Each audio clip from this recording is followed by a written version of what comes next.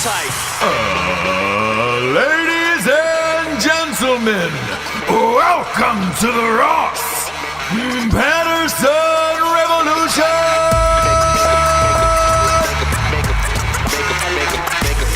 Brought to you by BlackRifleCoffee.com.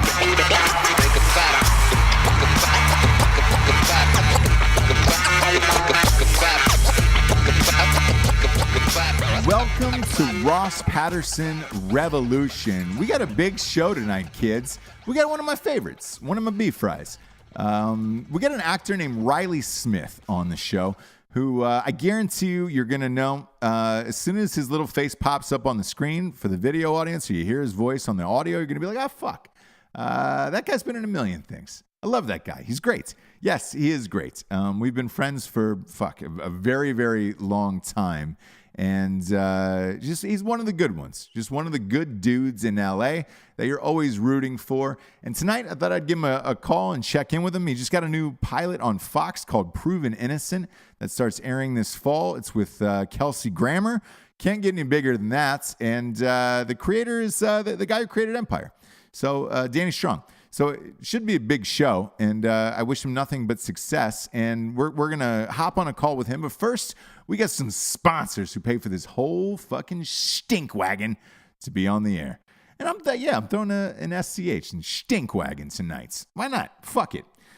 First and foremost, we got BlackRifleCoffee.com. Black Rifle Coffee is a premium roast-to-order coffee. It is made 100% by veterans, so you know it's good. You know it's on time. No, they got a bunch of amazing blends. If you're watching the video show, you see it on my show all the time. It's sitting on my desk. The Caffeinated as Fuck and the Just Black are my favorites. Their apparel is second to none. I got one of their new tees on tonight. A little chainsaw coffee shirt kicking off tonight. But we have a coffee club of the month with these guys. And when I say we, I mean me and Jesse. We each order a separate blend, and it comes in the exact same dates of every single month. That coffee club of the month is the fucking bomb. It's about $4 cheaper than Costco. They got K-cups, they got bags, and they've got some of the finest apparel and cups in the business. Use the one-time promo code REVOLUTION for 20% off. Next up, we've got When Darkness Falls. He Doesn't Catch It. Yeah, it's my new book. That is out. That is out now for pre-sale. It's coming in hot everywhere. It's the sequel to A Night She Cries While He Rides His Steed. Funniest book ever written. Tubman's on the cover, going after that bestseller list, son. We're getting close. We're getting super, super fucking close. So go ahead and order that, and just try to push me over the edge there. Support the show, support me. I appreciate it. Look, the last book killed. This book is even funnier. So go fuck yourself. Just go get it and don't think about it. Next up, we got StrikeForceEnergy.com. Strikeforce Energy is an OG day one homie. Not a side chick, OG day one homie. We got a Ridge. We got orange. We got grape. We got lemon. Strikeforce has got 4 flavors. They've also got a 10-pack, 40-pack, and a 750 milliliter bottle. This guy, boom, boom, that rests on your bar top or countertop. You can just pop a couple squirts in and go. It is the premier energy drink in the biz. A tasty, tiny little tin pouch that squeezes open into any liquid available. And it lasts longer than 5-hour energy. You can kick the can, kids. Go to StrikeForceEnergy.com. Try yourself a pack. They ship everywhere in the entire world. Use the promo code REVOLUTION for 20% off, and that's good every time. Ooh, every single time. Next up, we've got Wood Burned Warriors. The sign over my shoulder, the new hot piece for the set, is designed by Wood Burned Warriors. It's the Ross Patterson Revolution American flag / logo, and super unbelievably grateful to these guys for designing it.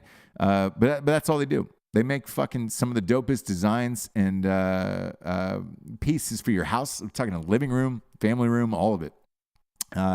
They make shit custom. So if you want your family members, yourself, your lover, your side chick, you can do whatever you want. And they can engrave it for you. They also do American flags, and they're 100% veteran owned. Go to woodburnedwarriors.com. Use the promo code REVOLUTION for 15% off, and that's a big savings. And again, this is one of these pieces. If you go to them and buy one of their fucking big pieces from them, it lasts forever, man. And it's a fucking dope-ass centerpiece for your house. So go to Woodburn Warriors, support veterans, support veteran-owned companies, and check out all the shit. They've also got American flags that are like conceal and carry, where it's just, boom, you can throw some guns in it. Nobody knows. Somebody breaks in your house, it's right behind the flag. And then you can fucking just absolutely ice them. Go to woodburnedwarriors.com, promo code REVOLUTION, 15% off. Last but not least, talking about straightrazors.com. Jables is not here, but if she was, she would say, "You like it?" Straightrazors.com is, look, they're making the best shaving products in the biz for dudes. They got mustache waxes, beard oils as well. They got shampoos, conditioners. Their straight razors are second to none. And if you're worried about using a straight razor, they got a safety razor that you can start with and kind of move on with your day. The thing I like about them is the razors are so precise that it takes about 2 or 3 days off of your shaving, which is nice. And when you go to straightrazors.com and use the promo code REVOLUTION for 20% off, that's a big boy savings there, because that's the shit they have there is nice as fuck. Big fan of straightrazors.com. I use their aftershave every day. Just try a bottle of the Smolder. If you don't like it, you can punch me in the dick when you see me. All right, kids, we're going to hop into the show talking to Riley Smith tonight. One of my first friends in LA. Super stoked to have him on the show. Great dude. I think you'll enjoy this interview.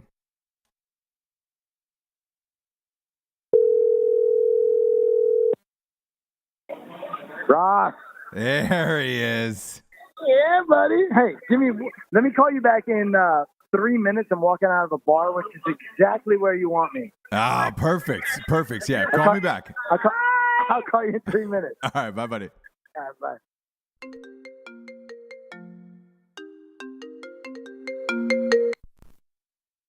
Riley.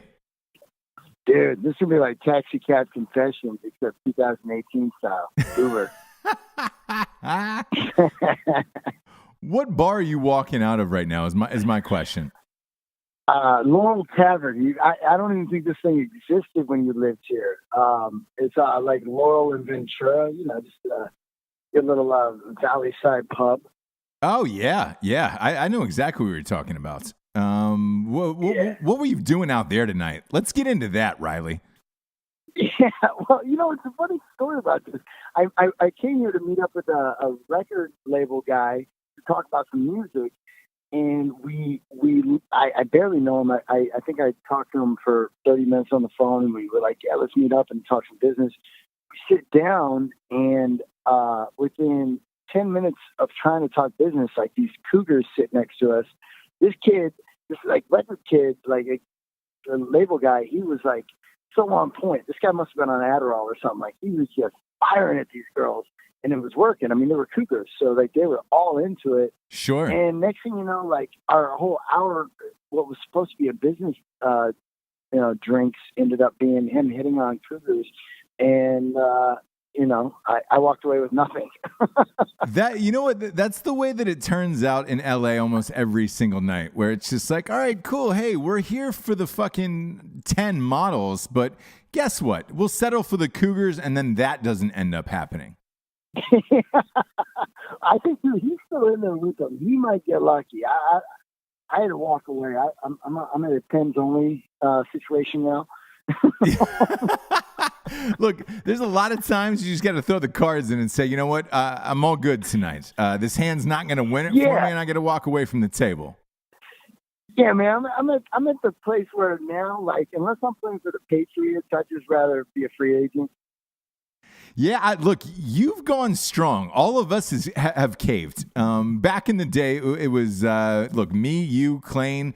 I think you and Christian are still going single. Like, you guys are the only ones left out of our crew. I know, man. And the fact that all of us are still alive right now is pretty impeccable. I can't believe that. One, it's crazy. Two, you look better than all of us, by the way. You look identical to when we first moved out there. The rest of us look like we were in a fucking World War II movie. I appreciate it. It's not for lack of trying to fuck myself up. I've been going hard for 20 years. I feel like it's got to catch up.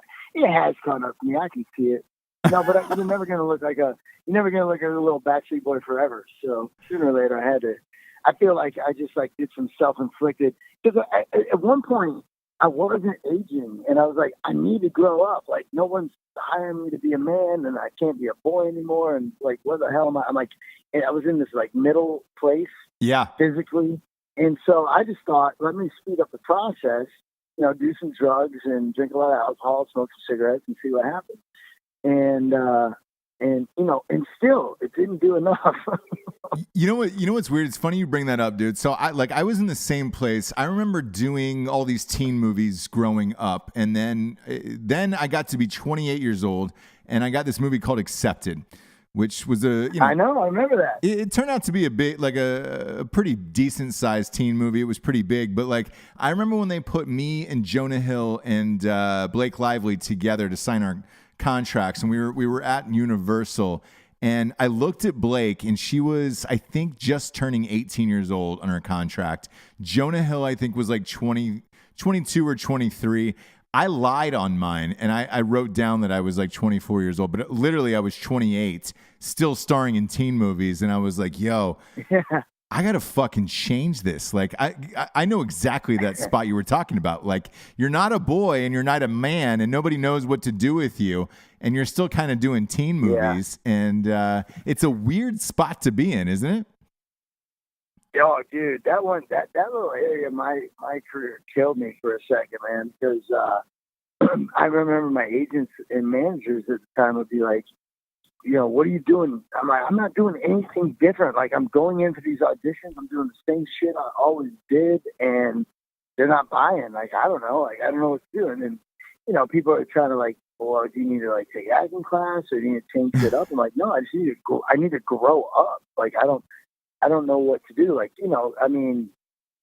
what happens is they put you in a box, and then you start to get in a box because you're comfortable with what you do and what you play and who you are, and you've got to somehow move, get out of that and roll over to the next phase. But honestly, for the people that have done it seamlessly, that's kudos to them, because it's really hard.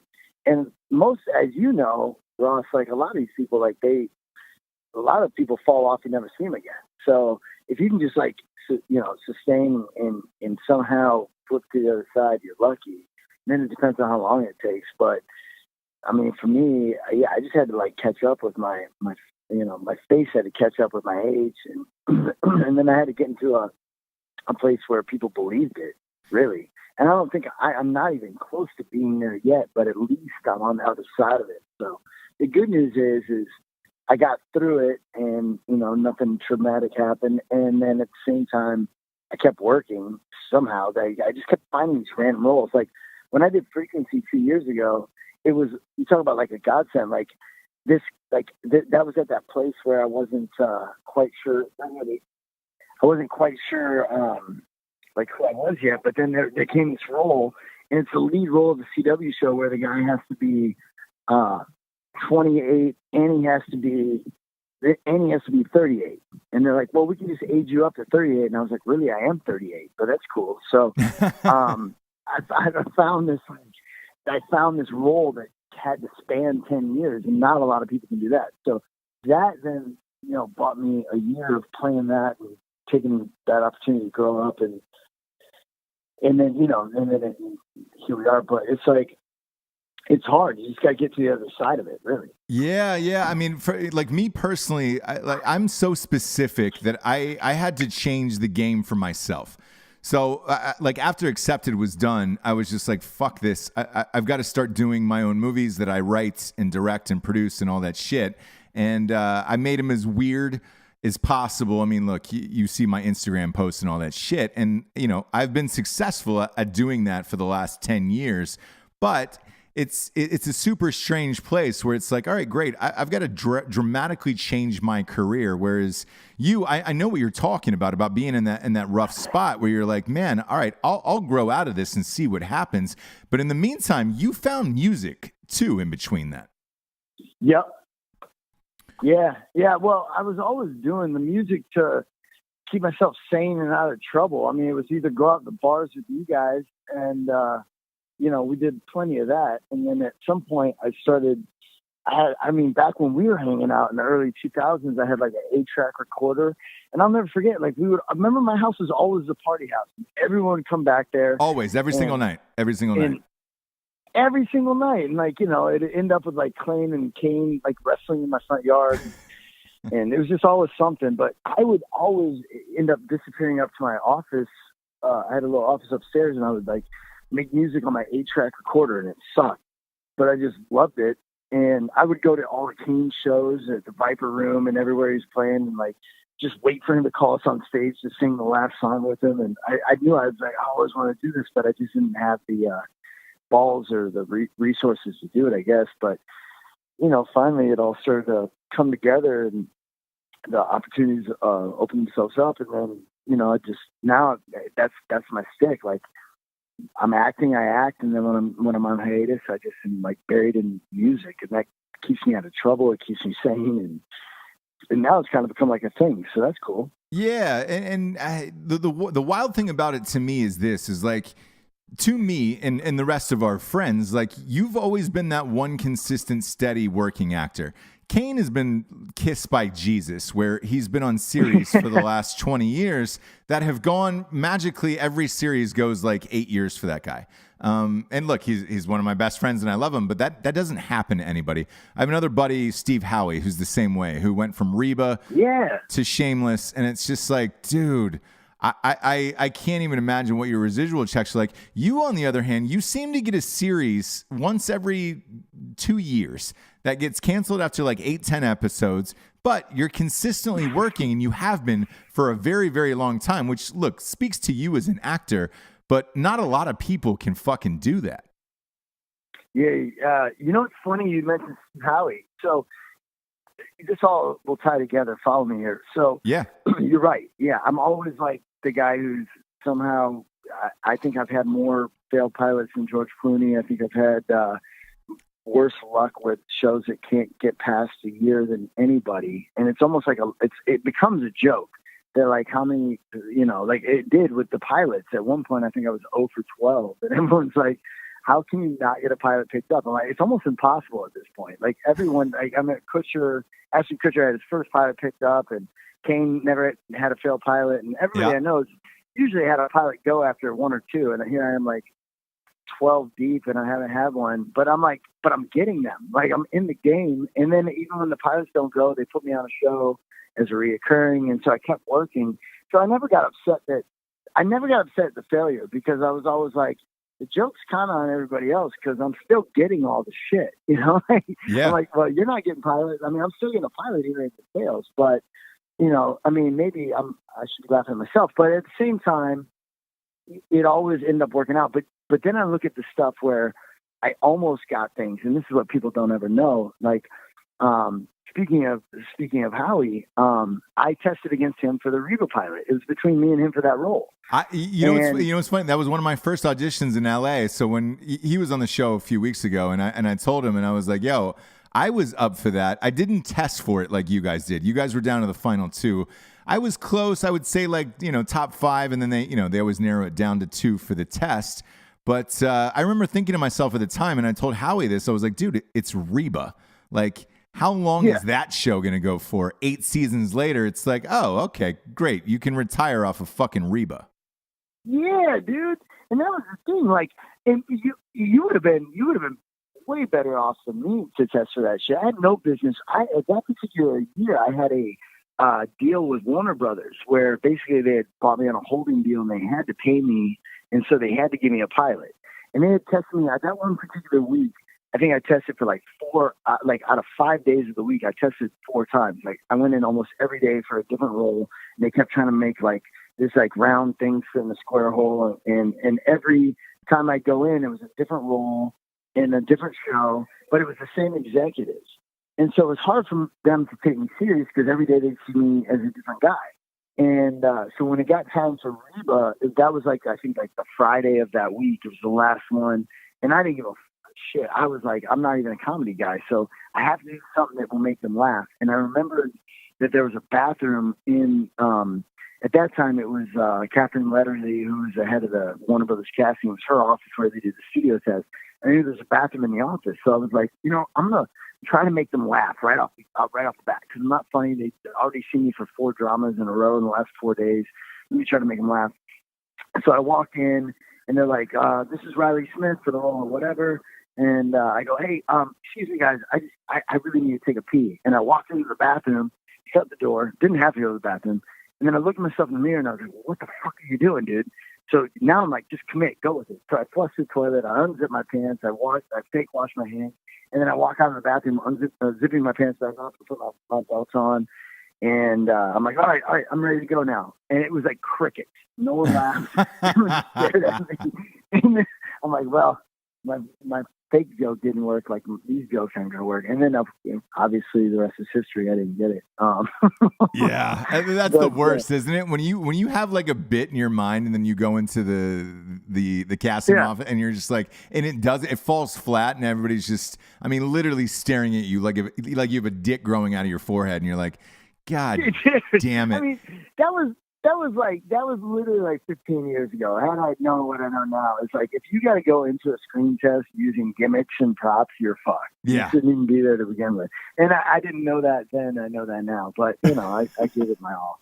Yeah. And look, you have to, but it's also one of those things that like keeps you up at night that still haunts you where you're like, oh, fuck. Remember that thing you did and you wish you could never, ever do again? That's what it is. That's one of them, and I have a lot of them. But then I think about at that time in our lives. I mean, there was a lot of shows I tested for that had I gotten ended up going like 8 years, like One Tree Hill or The Reba, or OC was one I tested for. It was a big show, and all these shows where I look back and you could be bitter and go, "Fuck, that could have changed my life." But then at the same time, I look at it and I go, had I been on One Tree Hill or Reba for those 8 years, for me personally, and nothing against the guys that got it, but for me personally, I wouldn't have done all the other things I got to do in those 8 years. I wouldn't have met all the people that I met doing those shows, and the writers and creators and producers, and all of those things led to where I am now, because a lot of those people rehired me for other things, and those things led to other things, and that, it's like, I always call it like the the Plinko board in Price is Right. Oh, yeah. You drop it at the top and it bounces around, and you can land on 0 to $1 million or whatever at the bottom, and you don't know where it's going to go, but every move dictates the next move, and then that kind of ultimately gets you to where you end up. And so I'm a firm believer in like I'm where I'm supposed to be for a reason, and I've done everything I can to get me to where I'm supposed to be, and of course, I've fucked up some shit. I always tell people, like, if things hadn't worked out so good, I'd probably be bitter, but I'm not bitter because it all has worked out so far. Yeah, look, and then you have the opposite realm where it's just like, dude, people are still holding on to that one thing where they're like, man, if I would have got this, it would have changed my life. With you, on the other hand, I mean, fuck, you've got 1 million credits to this point, and you're like, all right, great. Another day at the JOB. And that's about it. Yeah, and that's the thing, is that I think a lot of people, as you know, dude, like out here, everyone thinks that one thing is going to be the life changer. And the truth is that no one thing, I mean, sometimes if you're really, really, really lucky, one thing changes your life. And we all know a few people like that, and I do, you do. But really, usually, and realistically, it's not one thing is going to change your life. So you just have to buckle down and keep doing it and be good at what you do. I mean, ultimately we all get a break or two, but if you don't have the goods to back it up, it doesn't matter, No, so 100%. And, you look back at it, and again, like, cause I'm the same, mindset as you are, where fuck, man, at this point I've done 1 million goddamn things, and it's all led to like weird shit throughout my career. But at the end of the day, you look at it and you're like, all right, cool, minus 1 or 2 things, I'm probably where I'm supposed to be at this point. Yeah, For sure. Once you get, like, I remember, you probably too, like, when you moved to LA, you think, oh, I'm going to be the next Brad Pitt or whoever it is for you, you know? I mean, Yeah. it was DiCaprio or whatever. And then at one point, Vince Vaughn was my dude, where it was just like, I remember in Yeah. college, I was sitting in an independent theater watching Swingers, and I was like, all right, that's who I am, and that's probably what will end up happening to me. And that's not the case. Like, again, with most of those teen movies, it was like dramatic, you know, fucking pushing people down the hill, that type of shit. And you're like, oh, I don't really get to be the funny guy right now, but maybe I will be later on in life, you know? Yeah. Well, I mean, yeah, Vince Vaughn's dope. I mean, you guys have a lot of similarities in your timing and things like that. He's great. But, I look at him and, like, I wonder if he ever wanted to do comedy or what his story was, because he's not doing it now. And, I look at the choices and movies he's made. You did, what, True Detective with him, right? Yeah, that's what I was going to say. I did that with him. And I also, I have a funny story about Vince Vaughn, and I actually don't care if he hears this, but he probably never will. This is all, Riley, this is all live. So this is all going on right now. There's no editing in this. Oh, good. Cool. That's the beauty of podcasts. Oh, nice. Yeah. That's good. That's good to know. I did not know that, Ross. I thought that you were editing this later. That's no, cool. look, Riley, this is a top 20 show in the world. We have I don't know, probably like 1.2 million listeners. It all stays. It all stays in the end.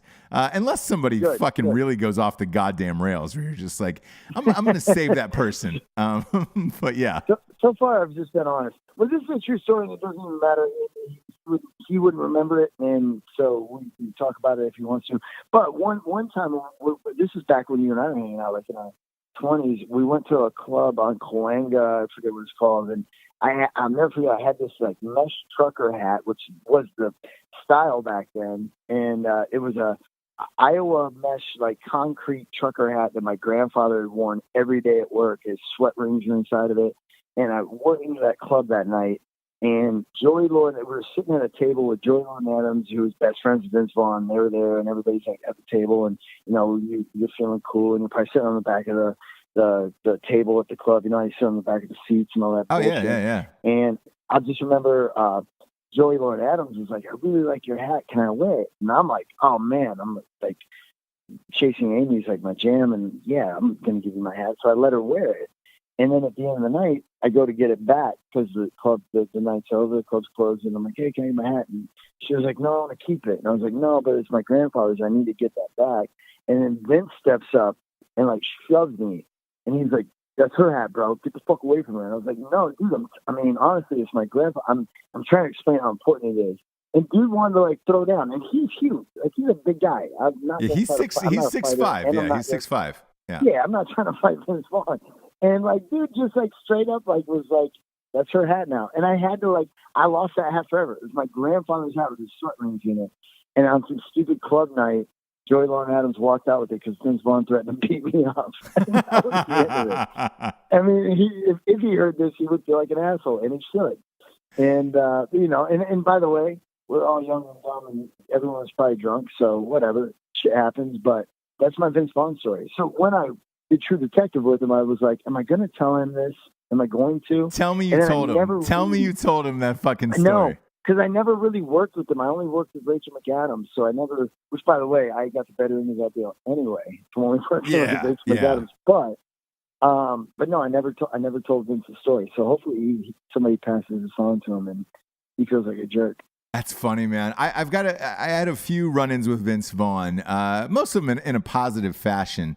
Clayne was friends with him, obviously. So there was once he used to drive around in a purple Trans Am all over Los Angeles before he was married and all that shit. And I was like, man, I could never tell if it was ironic or like if he was in on the joke of like, dude, I'm driving a purple Trans Am, or if he loved it. Like he was one of those guys, and he was listening to like Sinatra or somebody in that ilk. And I was like, fuck, all right, are you really this guy, or are you not really that guy? And then there was another night where I went to a dinner with him, and everybody was like, oh man, I heard you're super funny. Like Vince is really fucking funny. And like I ran court that night, and I was like, all right, cool. To this day, I really don't know who the real Vince Vaughn is, or what that is. But the stealing of the hat story does not surprise me in the least. Didn't he just got arrested for like DUI, resisting arrest, and DUI, down in Manhattan Beach. Which, look, let's face it, a DUI in LA is pretty much a given at some point in your career. There's nothing you can really do about that. And like Manhattan Beach, fucking forget it. There's a goddamn stop up every Friday and Saturday night there. Vince should have known better at this point. But at least he was arrested with a dude. Think the reason he got a resisting arrest is probably because he's like, yo, I'm Vince Vaughn. You don't give me a ticket for this. And they're like, that one particular cop is like, I'm going to. Yeah. And then that was the resisting portion. Oh yeah. Yeah. And he's like, you're not going to give me a ticket for this, right? You're not going to give me a ticket for this. And they were like, nah, actually. Yeah. It's like, he's like, well, this is where I'm going to resist that ticket and walk away. And they're like, no. But that's probably what happened. He probably stuttered into the breathalyzer, and that's what set it off. And they were like, look, man, it's like a 0.24. You're done. Like, you're going to prison tonight. Well, we've all had one. I got one when I was 19. I got one, and we had me and like 4 of my roommates, because I think there was 4 of us living in a 2-bedroom at that time in LA. This is like, this is probably like 99. Here's a funny story about it. So I had one of my very first jobs ever in LA. I auditioned for Christina Aguilera's "Genie in a Bottle" video. And at that time, nobody knew who she was because it was her first single. And how hot was she back in the day, by the way? Yeah, I mean, I guess, right. But I at that particular moment, I never heard of her. So, so then at the same day, I got offered get that Seventh Heaven show, and I was like, well, I want to be an actor. I don't want to do music videos, so I'm going to take that. So I passed on the music video.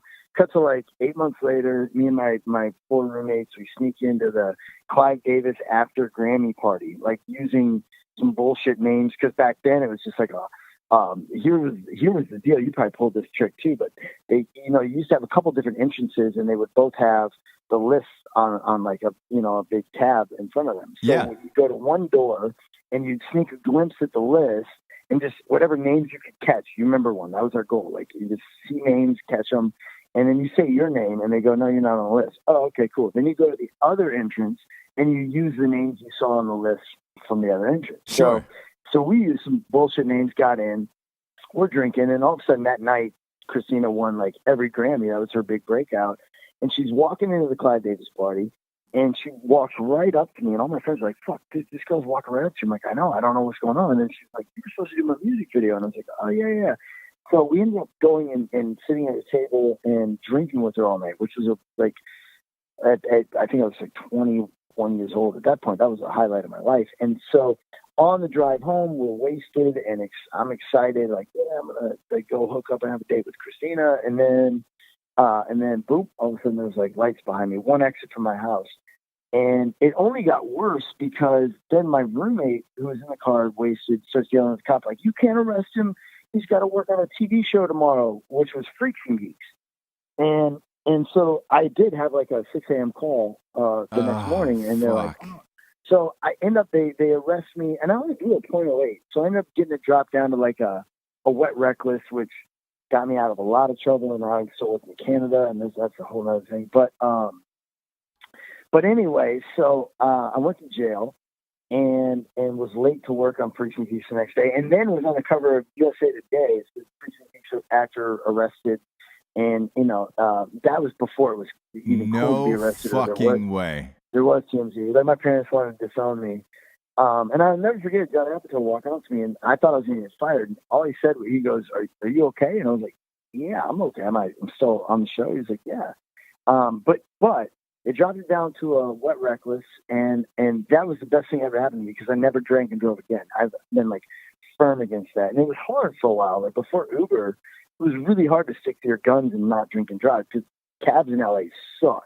Like, I almost got in fist fights with cabs because they won't take cards, and and it's super expensive because you're going across town. Nothing's ever close to whatever party you're going to is not close to the next one. It's all like 20 miles away, It's $40 a piece. And they all claim they won't take cards, and they won't take Yeah. cards supposedly, like back in the day. And yeah, dude, it was always a fist fight. But now it was like, change the game, lift or whatever, change the game. So now it's easier. But the beauty of that was I'm lucky it happened because I was 19, 20-year-old kid from Iowa who I drank and drove in high school because that's what you did. And then out here, I would have kept doing it until something happened. So luckily it was that. And then I just never did it. I haven't done it for 20 years. So it's great. Smart. Look, you learned your lesson. You moved on with your life. And that's fucking rad. I'm just trying to give silver linings in this podcast, Ross. Silver linings. And look, I appreciate it. Like you're dropping gifts to the world right now. And I appreciate it. I want to get back to a movie though. Early on in your career, I want to get back to not another teen movie, if you don't mind. Not another teen movie. I screen tested. It was me and Chris Evans for that movie, and he ended up getting it. Yeah, and we had a mix and match, and Kevin Hart was up for the Dion Richmond role. So I mixed and matched. No way. Yeah. That director hated me for whatever reason. Joel Gallen hated me, and like I ended up getting along with Kevin Hart really well. Neither of us got that movie. No way. Yeah. Kevin Hart was up for that? Yeah. Kevin Hart was up for that, and then the two of us. I kept like doing chemistry reads with him for like, I don't know, 3 or 4 other movies, and neither of us would get it. And it was always a comedy like that. Neither of us would ever get it and be like, man, fuck this shit. And he was the one who was like, hey man, you've got to start writing. I'm writing my own shit. You need to start writing your own shit. Fuck all these other people. And that's what I did. But it's funny, when I go back and watch that movie, you were so good in that you blended in. I didn't know that was you for the longest time. And we were friends for probably 2 or 3 years before I was like, holy fuck, that's Riley in that movie. Yeah. Yeah. Well, a lot of people thought because I played the Wes Bentley from American Beauty role. Yeah. When we were filming it, a lot of people thought it was Wes Bentley. And dude, no lie. I kind of did too, because they dyed your hair. Yep.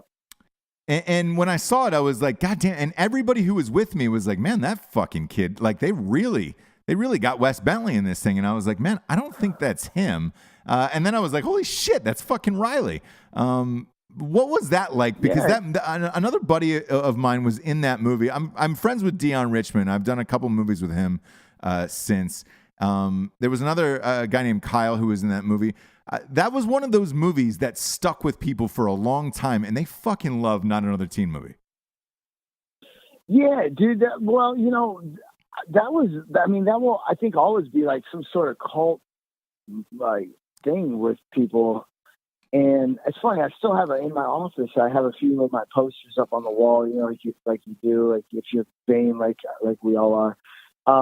But that one, like people will walk into my office and they're like, why do you have that on your wall? I'm like, I'm in it. I'm on the poster. And they're like, that's you. And no one knows that's me. But I think that's kind of the fun of it. It's just such like random thing that came. I don't remember. I mean, at that time in our life, we take from whatever you get. I mean, you're just lucky if it's a good thing. And yeah, look, that was a real good thing. Cause everybody in that movie ended up being pretty fucking famous off of that. It's one of those movies that everybody loved that was just like, fuck. Like to this day, it still keeps going. Yeah, I will say, I mean, there's something to be said about that sometimes. And I will actually, when you think about casting directors, sometimes people don't think about casting directors, but when you look back at things where the whole cast ends up really popping later in life, you can really trace it back to the casting director, in my opinion. And you go, that's a good fucking casting director, because somehow, no matter what happened with that particular project, they found people that all ended up doing really, really well, which means they had some sort of nose or sense for it, at the time. And I've got a couple of things. I just did this Fox pilot like 3 years ago that didn't get picked up. Maybe 4 years ago now. It didn't get picked up, called Studio City. And I recently had like a dinner with everybody from the cast, and everyone has gone on to like blow up. And we were talking about it. We're like, how would they have known that this failed pilot 4 years ago on Fox, like every cast member has like got their own show now, and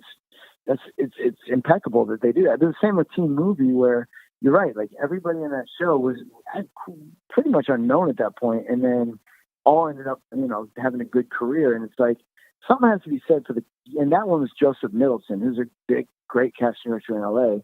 I ended up doing. Joseph ended up putting me in 3 movies after that, and after I didn't get that screen test for that, but he remembered. You're right. Like he remembered, and he ended up putting me in 3 other movies, and I was always grateful for that. That's what happens in this business. It may not be the one you think you want or should have gotten, but they'll remember you and they'll put you in a lot more. So, it's just a game of numbers, really, if you're in that mix. Yeah. I came up with a thing. I said this the other day out loud to myself, and I was like, I got to write this down. Let me see if I can quote myself right. But I was like, I said something to the point that in LA, the beauty of it is that a lot of people are only one yes away from a really big break. But LA is a lot of people think they're only one yes away from a really big break. Yeah, and that's the truth, because it's you never really know, and you're like, oh shit, whatever you think it's going to be, it's probably going to be the opposite of, where you're like, oh fuck, that was the thing you wanted me for, and now you're doing this.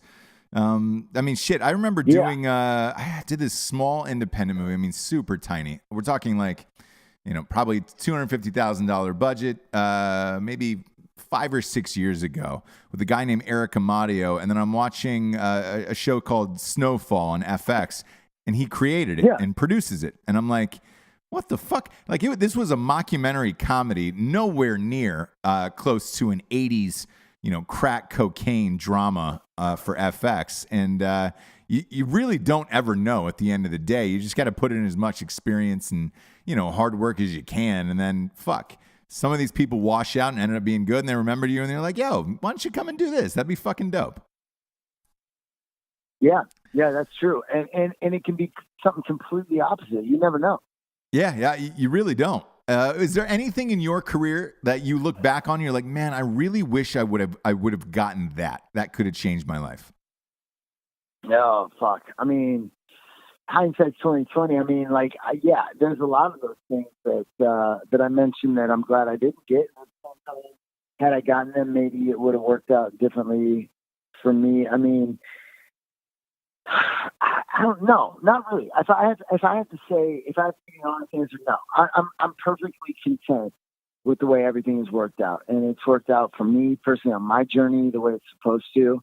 I even you look at our boy Klain with the weapon, and it's like it took him a long time to get that role, but there was a reason why everything went the way it did for him to get to where he got. I remember my executive producer of Frequency was the executive producer of Lethal Weapon, and when they kept looking, they couldn't find rigs. It was a worldwide search for this guy, and they were down to the wire. And we were at dinner in Vancouver about to start our show, and she's like, "We found him. He's this guy. He lives on a farm," and they were so excited. And I'm like, "Who, Joey?" And she's like, I'm like, "Yeah, he's one of my oldest friends." And she's like, I'm like, "Yeah, you don't have to beg him to do this job." I'm like, you begging him? What are you talking about? But it's like everything worked out exactly the right way at that moment for him to get that job, and all of his failures and everything he had done had gotten him to that point. And and same with all of our friends, and for me too. Like, yeah, I'm not even where I want to be. I'm really happy with where I'm at, and I know that somewhere down the road it's going to go some crazy other direction, and it's where I'm supposed to be. I mean, as long as you're doing good work, and as long as you're a good person and you do your job well, and you show up on work on time, and for me it's like real simple. I try to follow like the simple rules, like just be nice and work hard. Like, show up on time, say yes ma'am, yes sir, and don't be difficult. And like, that gets you so far in any business. But the rest is just up to so many different chances and things and opinions. And I've been on the other side of it where I've gotten to sit. I've already had the job, and I'm reading people for my brother or whatever, like, role on the show, and I see the decisions and the opinions that go into picking this person, and it is such a random happenstance that like you get these jobs. And I always say, like, actors always say like, oh, they got it wrong when they didn't pick you, and they never got it right until they pick you. And then they got it all right. Now everything's right in the world. But it's like, really, I mean, that's kind of true in a way, not in the way that most people want to think it is, but, you know, you are where you're supposed to be, and everything happens for a reason. I mean, there are a lot of things that I wish I would have had the opportunity to do, but again, it goes back to like, would I want to be on any of those teen shows for 8 years? I mean, monetarily, maybe yes, but even that, you can't take that money with you, and you'd lose that money over time. And I would have much rather had the experiences and the relationships and the work that I had rather than the few $100,000 that I would have gotten, because I would have spent that money anyway. And now instead I have all those relationships and experiences, and I think to me that's so much more valuable and worth more than the monetary funds that I would have gotten to do a teen show. So I'm perfectly content and will be for a while, just staying under the radar, doing good work, or even if it's not good work, just doing work and making good relationships. Because even if you're not doing good work, sometimes it's not all about you. It's not. I mean, this is a lot of times actors, like, they get so internal. It's me, and I, and what this does for me, and what I'm doing for the show. And it's like, sometimes it's not even about that. It's like, just play a part, like play your role. Like for me, I'm really good at being a six-man, like a role player. And I'd much rather I'd rather play for the Golden State Warriors and set up some jumpers and make my layups when I get a free layup. You know what I mean? And just like play with good people and be around good people and be around good projects and do my job. And then sooner or later, you're gonna get the moment where the ball's in your hand with 3 seconds left, or you're at the line, at the free throw line with down by one with 2 shots. You're gonna get that moment. And if you've been a role player and you know how to do your job, then you'll be ready for that. So I don't think I haven't gotten the ball in that moment yet, and I don't want it. So like, I'm cool, just keep passing it. But as long as I'm playing for the Warriors, I'm cool. I'll take the ball like in another 15 years or something. I mean, like, I look like Richard Linklater's like movies, or I want to be doing this for a long time. I don't want to be doing it right now. Yeah. Let me ask you this. Do you think if you would have gotten rich at, let's say, 22, 23, you would have blown it? Well, I did, dude. I mean, listen, I came from a horse ranch in Iowa. I was making probably, I no disrespect to my family, but I think I was probably making more money at one point than anybody in my family. And I did blow it all. I mean, there was a time when I had the house, you were there. I had the house everybody partied in. Yeah. I had the Range Rover at the pool tables. I had a Pepsi. I still have the Pepsi. There's a few things I couldn't let go of, but I had the Pepsi machine, the pinball machine, the blackjack table, and like I had all the shit, and everybody's at the house. And yeah, did you own that house at that time? No, fuck no. I was smart enough at least to not own any of those houses that all of you fuckers destroyed. Oh, we killed it. We absolutely destroyed those houses. And I was like, man, that's why I asked, because I was like, we fucking destroyed that house. And if you owned it, then I feel really bad about it. When I started buying homes the first time, and I say this, the best way to lose friends in LA is to buy a condo. And that's exactly what I did. When I finally got tired of like partying in LA in those rental houses, I bought a condo in Studio City, and it was amazing how many friends I lost, which was actually a good thing in my life, because no one wants to party at a condo. So I kept my good friends, my real friends, and then I realized that the rest were social acquaintances. No hard feelings at all, because I've been the guy who didn't want to go to a party at a condo either. But yeah, we all have, But no, I mean, dude, trust me, I made a lot of money in my 20s and blew it all, and it wasn't until my 30s.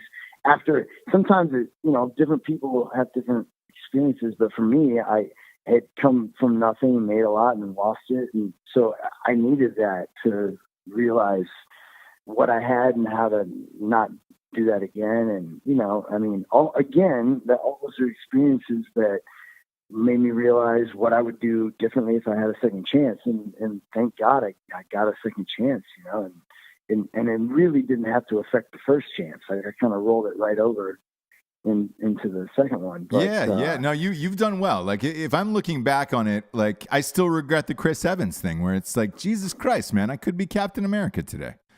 Yeah. I'm kidding. Yeah, no, I'm kidding. He's He's in all honesty, like, because I've heard this from various friends of mine. We have some mutual friends, and look, he's been Captain America now for almost 10 years at this point, and he can't do anything else because they're shooting so many of those goddamn things, and each of them is like a 6 or 7 month shoot that he can't do things that he really wants to do, and I'm sure that's frustrating. Where he's probably at the point where if he was on the show, he'd be like, "Yo, I'd give all this money back if I could just do an indie drama where I overdose of heroin."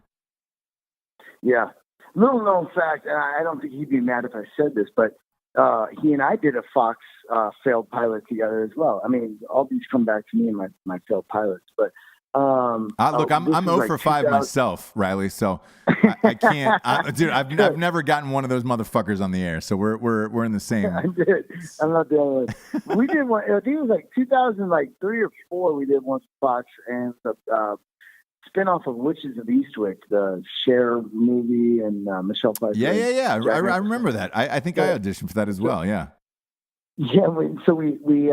But I'll never forget he. And this is what I love about Chris. So we played brothers on it, and I was going to Vancouver to shoot it, and he's like, "Man, I don't even want to be doing this." I'm like, "What are you talking about?" He's like, "Well, I reluctantly tested for it, and then I got so nervous for the audition that I took an Ambien, or I don't know if it was an Ambien or a Xanax. I know it might have been a Xanax. I think I took a Xanax because he got so nervous." And so basically, he sort of blacked out during the screen test, went home and took a nap. And then got woken up to a call from his agent who was like, "Yo, you got the job. You're moving to Vancouver." And he's like, "What? I didn't sign up for this." And they're like, "Yeah, you did." No and he's way. Like, so then the whole time I was doing the pilot, he's like, "I don't even want to be here." And I'm like, "Oh my God." But and then that was right before, right after T-Movie. It was like right around the same time. I think it was right before. And then T-Movie happened and he exploded. So, again, there you go. Everything happens for a reason. So that's true. It's true.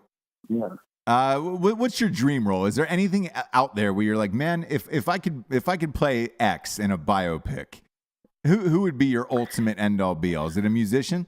Oh, no, yeah, maybe. I mean, shit. I always get this question about that, like, what kind of dream role? And I feel guilty. I feel like I'm a bad actor for not saying that I have this one particular role I want to play. Like, I feel like everybody's like, I want to be this in this role, and they're so specific.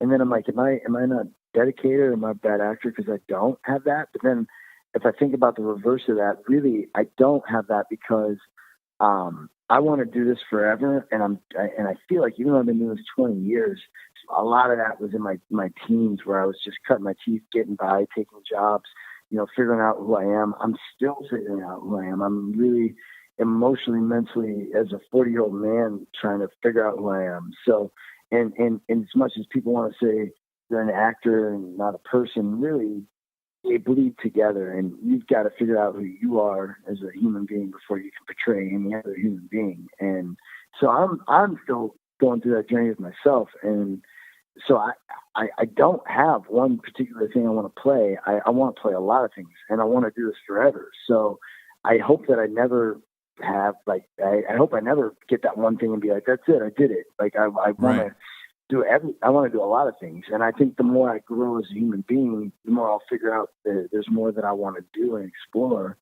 I can see you playing like Kurt Cobain in like a biopic back in the day. I would love that. I would love the music and I love like cop dramas and shit. I do know what my wheelhouse is, that I know what a lot of people see me as, and I know what I get hired for a lot. And it's a lot of that, like, behind the 8-ball guy with his back against the wall type shit. And I love that. I'm good at that, I think. But there's a lot of things I want to do. So no, there's not. Kurt Cobain would be amazing. But there's not one particular role right now that I'm like, that's it. Like, there's not. That's true. Yeah, and you never know what's going to come up in the future either, because you take like Miles Teller, for example. He was on a couple months ago. He was on the show, and we were talking about, like, at the time, Thank You for Your Service was out. Bleed for This was out. The guy was doing Academy Award caliber type shit. It didn't get the recognition. The movies didn't do that well. He did the firefighter movie as well with Josh Brolin. And and then today I read that he's playing Goose's son in the new Top Gun movie, and it's like, dude, that job was nowhere near the table fucking 3 or 4 months ago when we did the interview, and it's like you really don't know what's going to come down the pipeline at any given moment. So I understand that. And then one job changes everything, and all of a sudden all these other things are like opened up to you, and you just don't know. But no, I mean, bro, I've always, like, for me, Leo's always been my idol, and I'm not afraid. It's weird because he's so close to my age. It's easy to idolize somebody that's, like, most people are like De Niro or Pacino or like all these older actors. But for me, I'm like, oh no, I don't give a fuck. Like, Leo's awesome, and I think he's so good. What I love about Leo is that he's never really been able to change his look a whole lot, but within 5 minutes of any movie, you believe he is the person he is, even though you're, like, looking at Leo. Like, you really can't change his physical being too much. But within 5 minutes, you're like, you don't even see Leo. You see whoever he's playing. And I've always had that issue where I can't really grow out of facial hair. I can't. My look isn't very chameleon. I'm kind of who I am. And the only way I'm going to make people believe that I'm somebody different is to really, dive into the character and make them believe that, if that's the case. So, I mean, I love his work, and like his kind of shit is like what I'd love to do.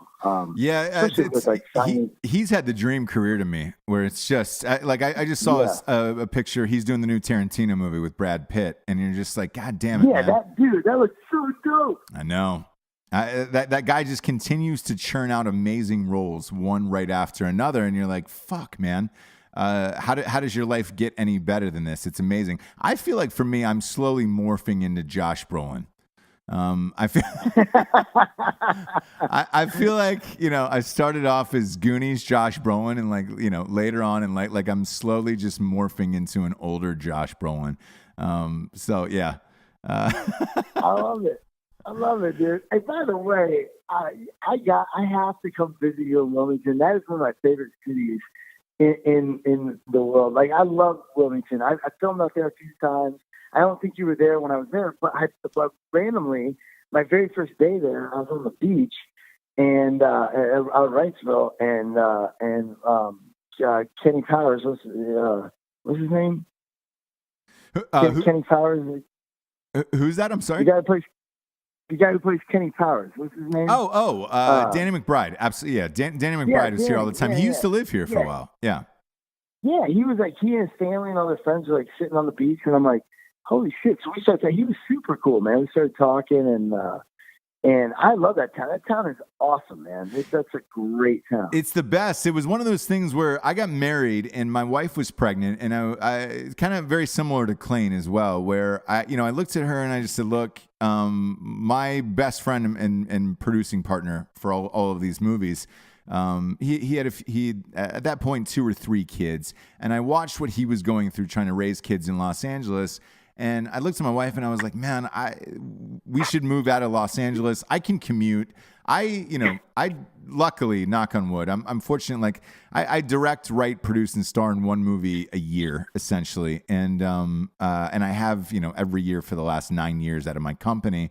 And I was just like, look, pick a city that you like that is beautiful, and then, we'll buy a house there, and then I'll commute back and forth to LA. And that's what we did probably around 4.5 years ago. And, I'm still in LA probably, 4 months out of the year. I got to go back in a couple weeks. I was there the first half of this year. Are you? Oh, yeah. I'm always... Oh, dude, you got to call me. When you come out next time, we got to go get some beers. I will. You're one of those people, though, who's literally always working. And it's the same with Christian as well, where it's just like you guys are always on series. And I know how brutal that schedule is. And, you have friends that come into town and they're like, oh, it's fucking Rage. And it's like, hey, man, I've been putting in 15-hour days, 6 days a week. Like, I'm sensitive to that fact, but everybody else isn't. And that's what always gets me, where it's just like, all right, cool. So usually it's one of those things where it's like, hey, man, you have my number. If you have downtime, let's fucking rage, because I'm down. But I'd love to, for sure. You have a new show coming out on Fox this fall. What's the name of that? Yeah, it's called Proven Innocent. It's the that. So yeah, I was just actually thinking when I said we should drink, I probably won't even be in. You LA won't be when we there. get here. Nope. No, you won't. I'm never here. No. Like, the last 2 years I've been in Vancouver, and now I'm moving to Chicago next month. Chicago's a great city, by the way. Have you lived there? Bro. It's the best. Yeah, well, I grew up 3 hours from there in Iowa. So like Chicago is the big city next to where I'm from. So I know Chicago well. A lot of my family all moved there after graduating, and so yeah, for me this is like going home. You know, I mean, I'm basically going home to work. So I'm pretty stoked about that. But it's cool. It's the co-creator Danny Strong of Empire. Oh yeah, and that did well for Fox, and so I think they have high hopes for him and us. But we just signed on Kelsey Grammar to be the lead villain on the show, and I'm really stoked to work with him. You know, he's awesome. So yeah, so we're it's basically a show about my sister and I.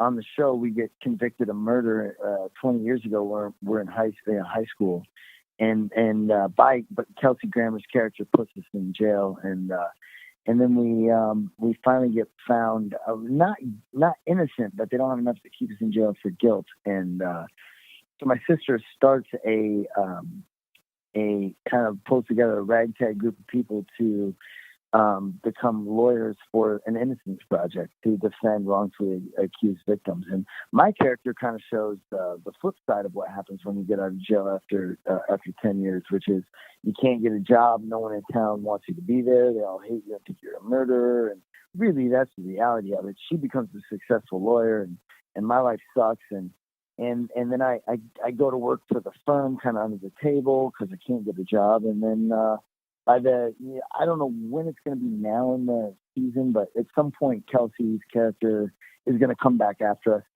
and try to put us back in jail on a new charge. And so, we're kind of fighting for other people's innocence while trying to protect our own. So, yeah, I'm stoked about it. I mean, the reason, it was the first pilot I read this year, and I'd gotten offered a bunch of pilots from the CW because I'd just gotten offered a couple seasons on a CW show. And, sure. But this was the first pilot I read, and I was like, this is the show I want. This is the role and it was only based on this role. This role is so killer. It's kind of the emotional backbone of the series, and he's just like, I love these guys whose backs against the wall, like making people understand, relate, and feel for somebody like that, and really cheer for a guy like that. Like, you want to see this guy succeed. And so I kept passing on these CW roles while waiting for them to hire the lead girl.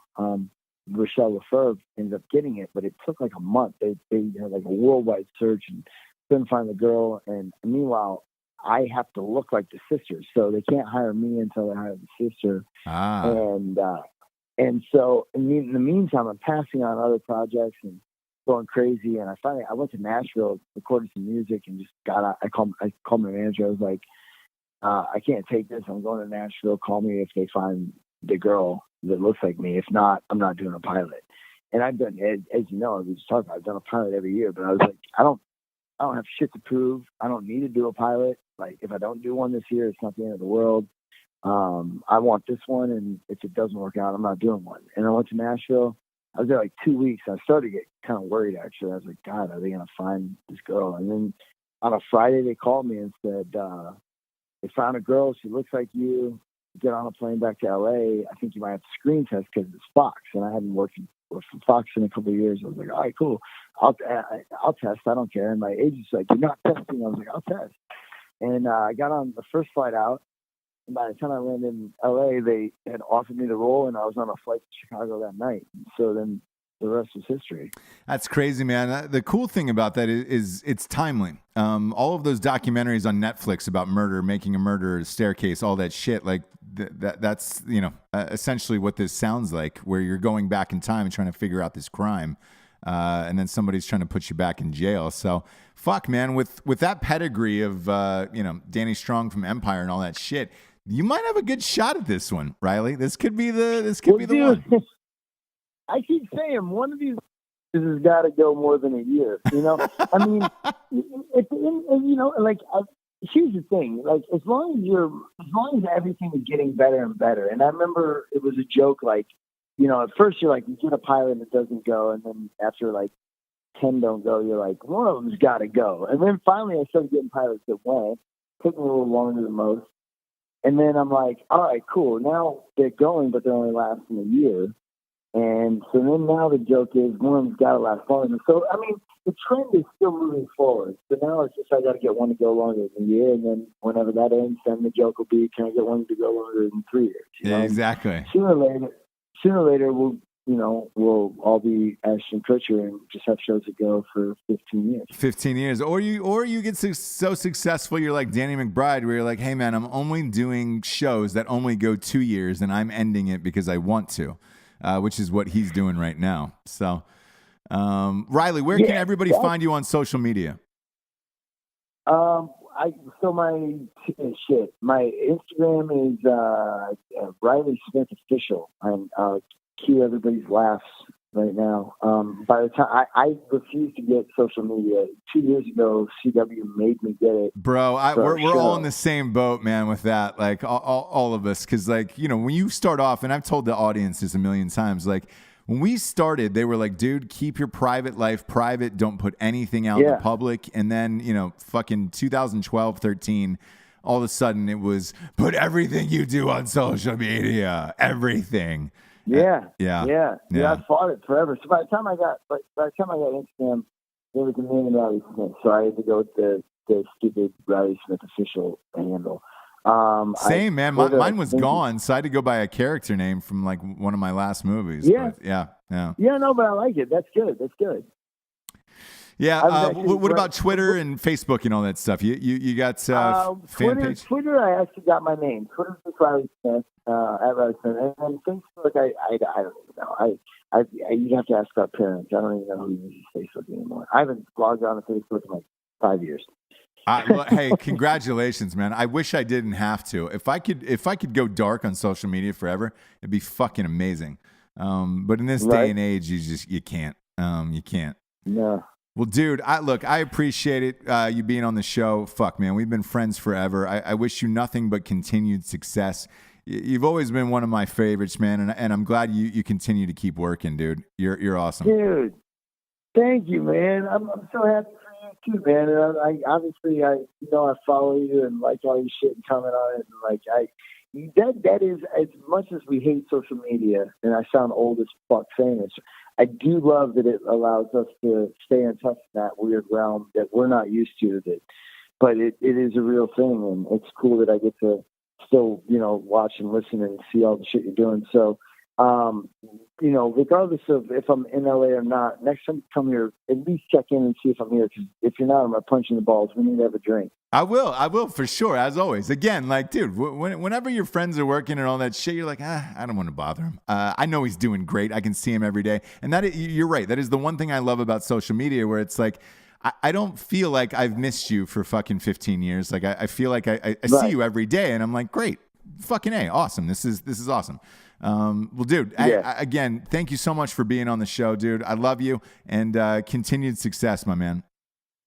Thank you, bro. Much love, dude. Thanks for having me, man. And I'll keep listening, dude. So keep up the good work. All right, bye, buddy. See you, bud. Later.